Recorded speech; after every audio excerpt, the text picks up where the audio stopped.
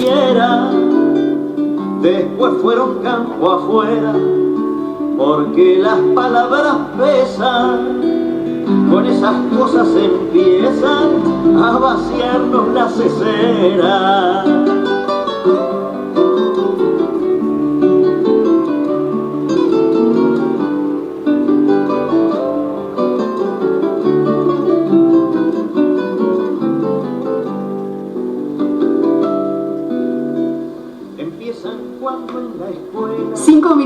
Nos separan de la hora 11, aquí estamos en ¿Y vos qué pensás? Desde 102.7 Radio Tortuga. Ya estamos presentando al politólogo Aurelio Argañarás. Ni enseñan porque avergüenza a veces ser argentino. Hola Aurelio, ¿qué tal? Bienvenido, ¿cómo estás? ¿Cómo te va, Marina? Bien, muy bien, preparándome para el 25 de mayo.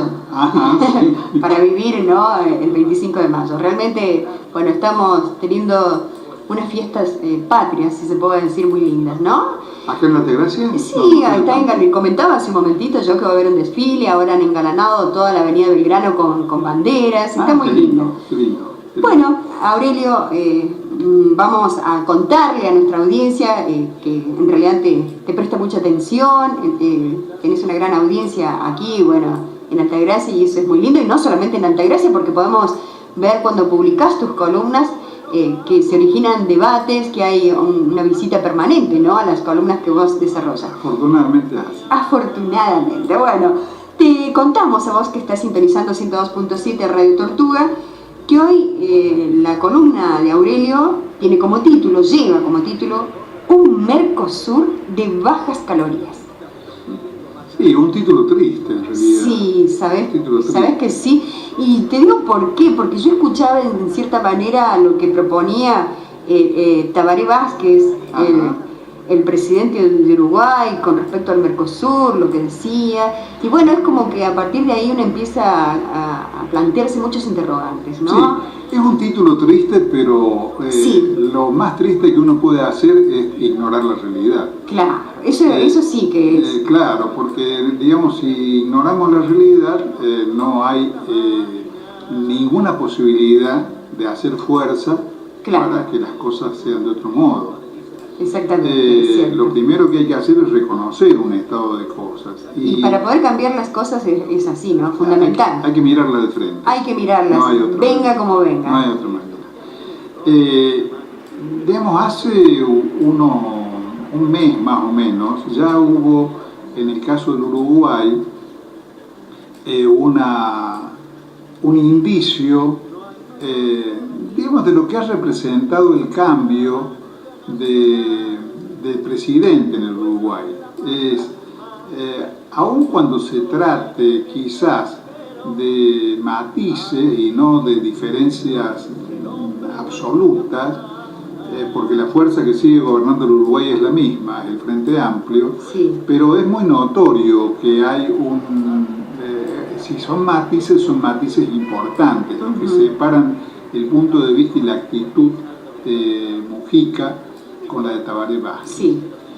Tabaré Vázquez más bien representa a esa socialdemocracia que mira hacia Europa, pútrida, digamos, que ha habido siempre en Río de la Plata. Los socialistas argentinos también eran de ese tipo,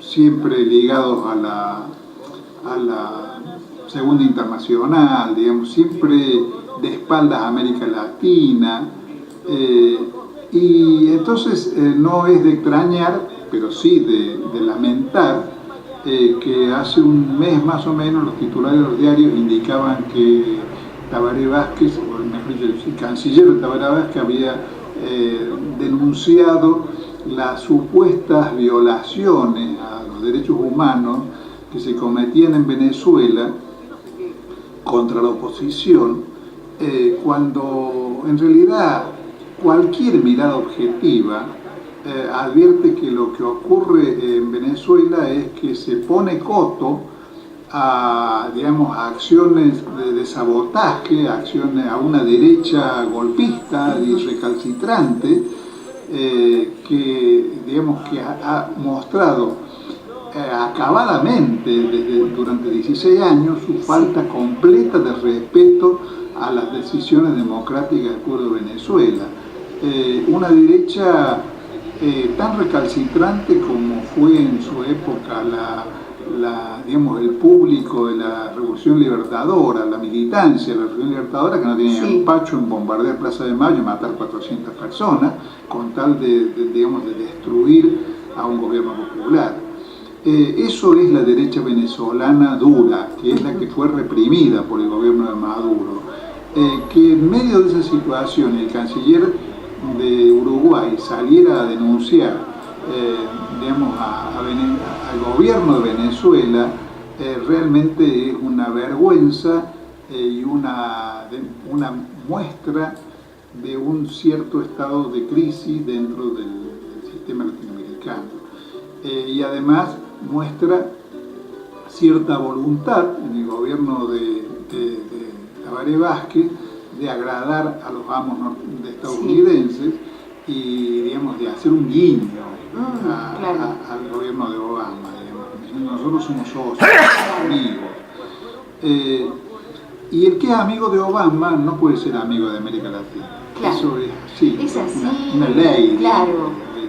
Porque no se puede en realidad. No se puede porque son realidades enfrentadas, antagónicas, entonces no hay modo, no se trata de una cuestión. Sí, se pueden practicar como es usual en las actividades diplomáticas, ¿no? Las sonrisas, los buenos modos, la educación, que además debe estar en todos los actos de la vida, pero no se puede ignorar, digamos, que hay un antagonismo estructural. Claro.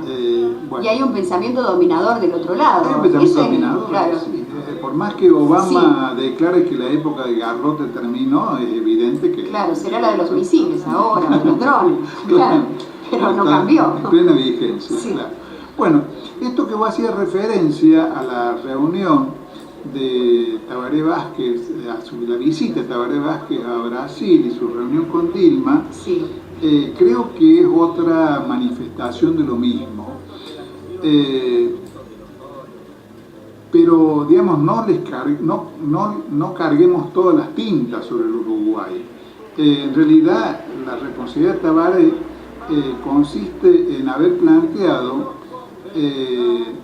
la posibilidad de que siempre acá hacemos referencia a cómo son de tramposas las palabras, ¿no? Cómo se las suaviza para que no se vea el significado objetivo que las cosas tienen, ¿no? Tabaré habla de la flexibilización del Mercosur. Y esto, además, hay que reconocer que es una posición que Uruguay, en términos generales, ha compartido con Paraguay durante toda la existencia del Mercosur. ¿Qué significa la flexibilización? Significa, en términos normativos, revisar lo que se llama la decisión 32-2000, /2000. Sí. ¿Cuál sería? La resolución 32.000, que es un elemento estructural y fundacional del Mercosur, dice que todo se negocia en bloque. O sea,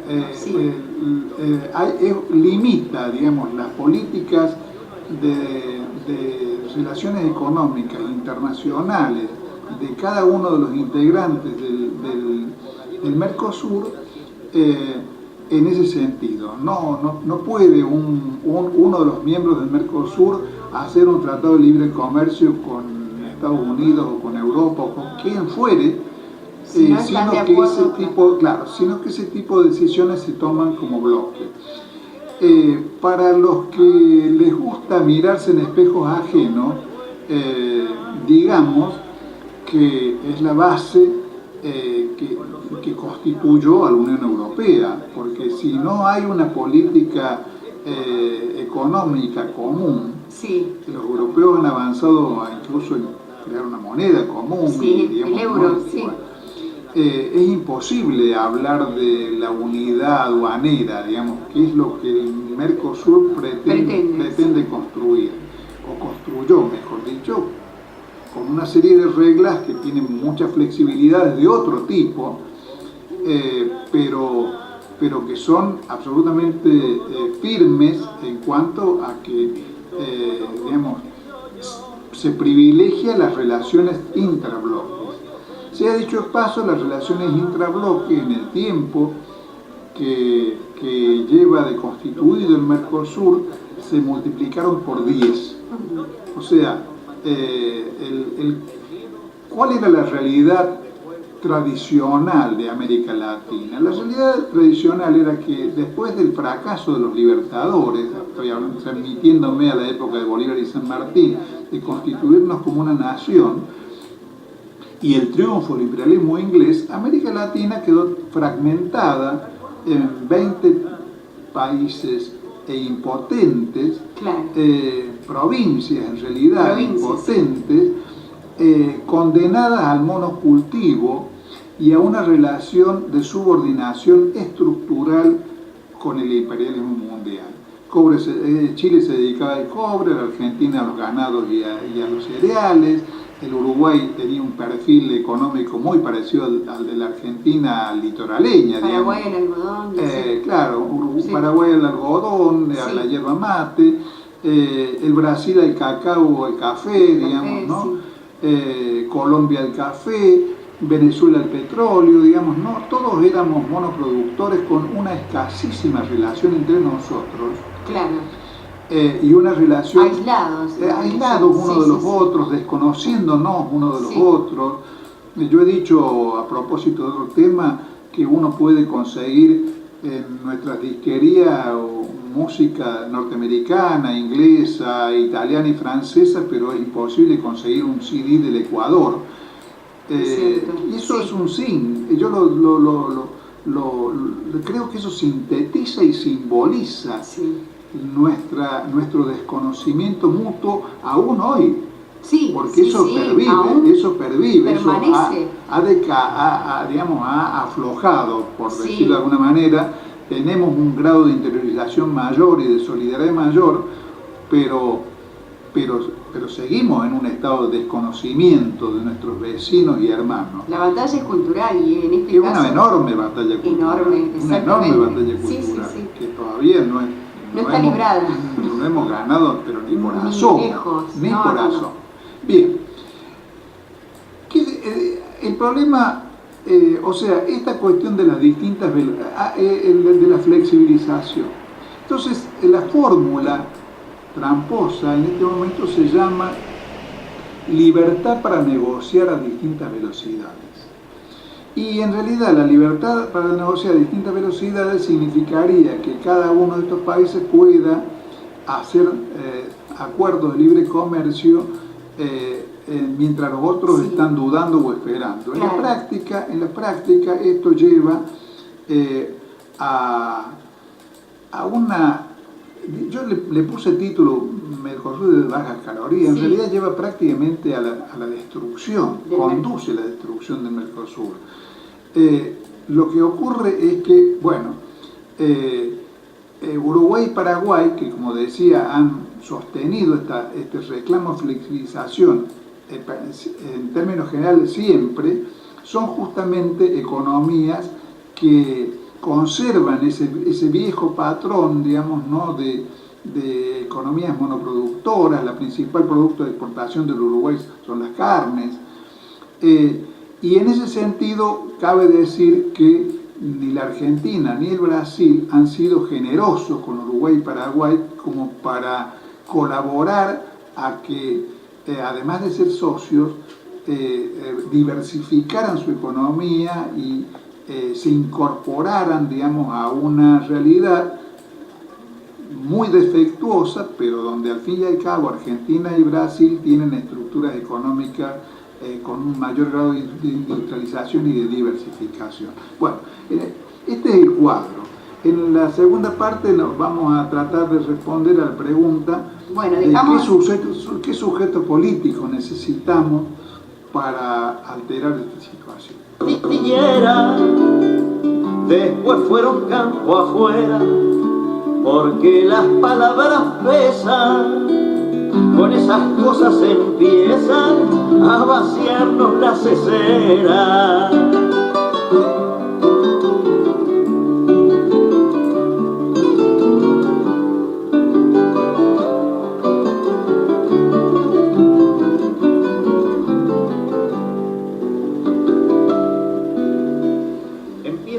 cuando en la escuela 5 minutos nos separan del...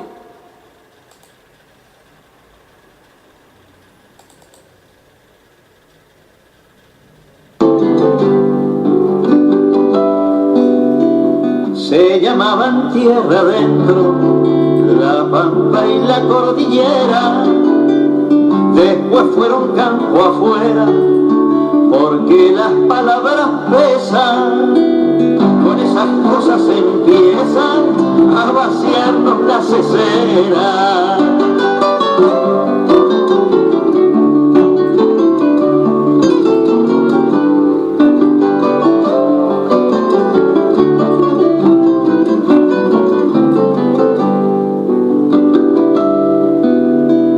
Empiezan cuando en la escuela no hablan del común destino, ni explican por cuál camino llegamos a ser despensa, ni enseñan por qué avergüenza a veces ser argentino.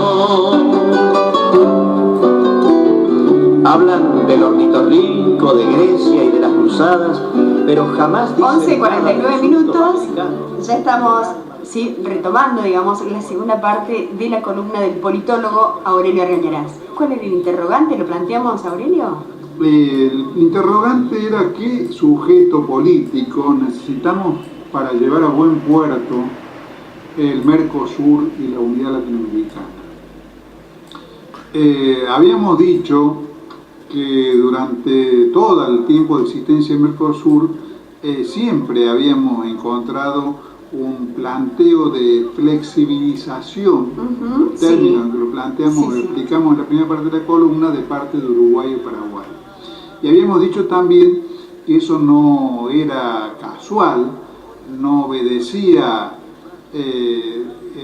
digamos, a alguna cosa de malignidad de los gobernantes de esos países, sino que además reflejaba la situación estructural del Uruguay y del Paraguay, países que tienen un desarrollo agropecuario unilateral o energético, primario, y en consecuencia,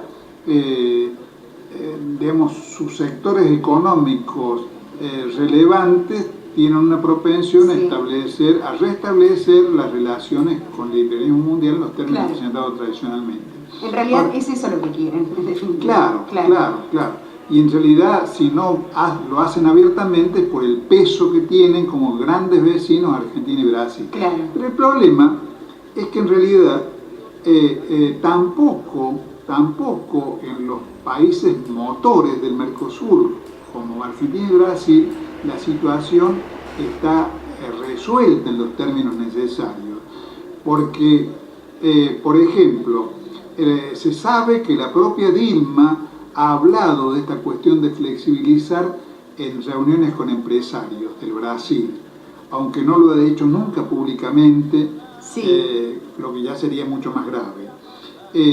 Y si ha hablado es porque de alguna manera tiene las presiones de la Federación Industrial y Empresarios de Sao Paulo, que es el núcleo de la burguesía industrial brasilera, en el sentido de que el Brasil necesita, para salir de la recesión en que está, una apertura comercial fuerte. Claro. Esa es la tesis de los paulistas, de los industriales paulistas, que son el sector más concentrado de la economía de Brasil y que en la Argentina ha sido visto engañosamente durante muchos años como si fuera la expresión de una conciencia industrialista nacional en el Brasil. Y no es así, claro. No es así. Hay un...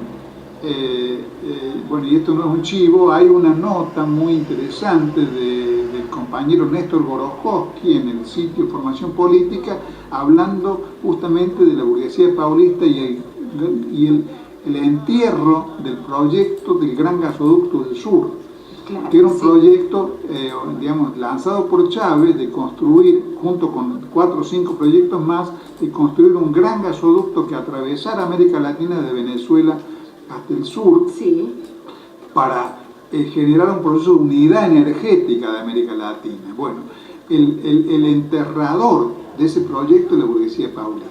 Claro. Por eso está bueno aclararlo, ¿no? Exactamente. Entonces también en el Brasil está en una situación no de terapia intensiva, pero sí de crisis, sí, la perspectiva con mercosurense. Sí. Porque además está en crisis el Brasil, digamos, el imperialismo ha logrado acorralar al gobierno de Dilma Rousseff, digamos, todo el escándalo de Petrobras en realidad es un recurso, más allá de que haya delitos reales, pero es un recurso utilizado contra la gran empresa estatal y contra la política general de Brasil para perforar el proyecto mercosurense y hacerle un hueco, digamos, ¿no?, al principal impulsor, claro, al socio más grande. Al socio más grande, claro, digamos, ¿no? Exactamente. Con lo cual están atacando no solamente al Mercosur y América Latina, sino además están atacando a los BRICS. Los BRICS es una sigla que designa la unión, la constitución de un bloque entre Brasil, China, Rusia, la India y Sudáfrica, que el imperialismo mundial y particularmente los Estados Unidos ve como un emergente peligroso. Para ellos. Para ellos. Claro. Cuando se ataca al Brasil, se está atacando en la pelea geopolítica global, se está atacando ambas cosas. Claro. Y el imperialismo está empeñado en una lucha por reconquistar a América Latina y ponerla de rodillas nuevamente. Nuevamente. Bueno. Desde la época de esplendor de la tentativa mercosurense, digamos, con Chávez vivo, con Néstor Kirchner vivo, con Lula en el gobierno, han sido sucesivamente enterrados el gasoducto del sur, Petrosur, el proyecto de una petrolera latinoamericana, el Banco del Sur está en terapia intensiva o está en stand-by. También, sí. Y ahora hay fuerzas que intentan también boicotear un enorme proyecto en realidad brasilero-peruano que ha surgido como producto de la última visita del primer ministro chino en Brasil, que es el tren transoceánico, un tren que uniría el Atlántico con el Pacífico a través de Brasil, que es una obra monumental y una gran obra, digamos, modificando el sistema de los ramales latinoamericanos, por lo menos en parte, así como también lo son los túneles nuestros a Chile. El día que queríamos que 3 o 4 túneles transformen en un paseo el viaje de Argentina a Chile o de Chile a Argentina, va a haber un factor de unidad y de vecindad, de fomento de la vecindad entre ambos países, más poderosos que 80 discursos. Pero sí, totalmente. Entonces, esos proyectos siempre son, lentos, hay irresoluciones. La burguesía paulista dice que el proyecto del tren es muy caro, por ejemplo. Así como en otra época se dijo que le habíamos pagado mucho a los ingleses por nacionalizar los ferrocarriles, o como en otra época más vieja todavía, un prócer argentino como Sarmiento dijo que el mal de la Argentina es la extensión, como si tener mucho territorio fuera una desdicha. Claro, una desdicha, totalmente. Entre la cantidad de sandeces que se dicen actualmente, que se dijeron y se dicen, está puesta en cuestión la falta de una conciencia nacional latinoamericana fuerte. Pero además está puesto sobre relieve, y con esto ya respondemos directamente a la pregunta, ¿quiénes constituyen el sujeto político que se hace cargo de esta empresa? Porque el Mercosur nació parido en parte por intereses espurios como el de, como el de las automotrices interesadas en integrar sus producciones de las fábricas radicadas en Brasil y Argentina, que en realidad son todas fábricas extranjeras que acá se arman, y que no tienen, no contribuyen en nada a un proyecto de fondo latinoamericano. Integrador, realmente. Integrador latinoamericano. Pero bueno, sea por lo que sea, tuvimos Mercosur y bienvenido sea, y después se profundizó y es necesario más Mercosur, no menos Mercosur. Pero entonces, todas nuestras debilidades provienen de la debilidad de los actores.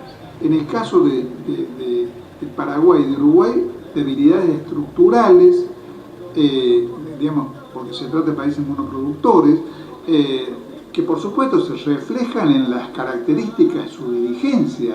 Es muy difícil que en un país agrario aparezca un líder nacional, digamos, propugnando la industrialización del país, porque lo primero que va a ocurrir, como ocurrió con el caso concreto de Perón, es que lo acusen de querer hacer industrias artificiales, porque supuestamente lo único natural es tener vacas a pasto, digamos, ¿no? Claro.